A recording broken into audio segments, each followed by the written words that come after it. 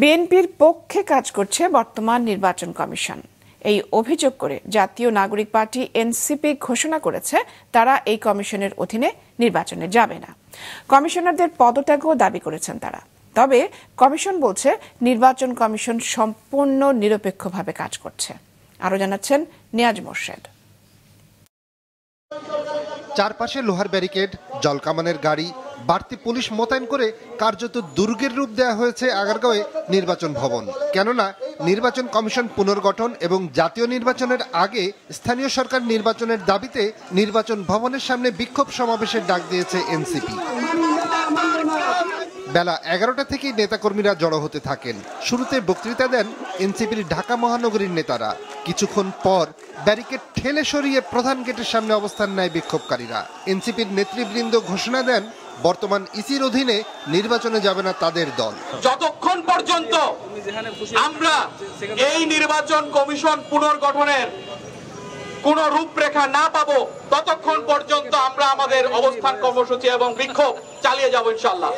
ভোটের রাজনীতিতে মাঠে আসেন, আপনারা এই বিপ্লব ঘটান নাই, সো আপনারা স্বীকার করেন আর না করেন আমাদের কিচ্ছু আসে যায় না।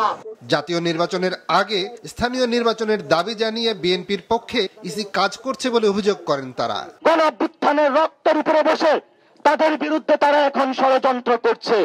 কেউ করছে বিচারালয়ে, কেউ করছে অর্থ মন্ত্রণালয়ে, আর কেউ করছে শিক্ষা মন্ত্রণালয়ে। আসিফ নজরুল বলেছিলেন, একবার মুলা দেখিয়েছিলেন ছাত্র জনতাকে উনি ঘোষণাপত্র দিবেন, কিন্তু উনি বিশ্বাসঘাতকতা করেছেন। এবার আবার এসে ঘোষণা দিয়েছেন, এবার আমরা সেকেন্ডবার বিশ্বাস করেছি। এবার যদি হেরফের হয় আসিফ নজরুল বাংলাদেশে থাকবে কিনা আমরা জানি না। আমরা অপেক্ষা করছি। জুলাই ঘোষণাপত্র হবে, ইলেকশন কমিশন পুনর্গঠন হবে, স্থানীয় ইলেকশন হবে।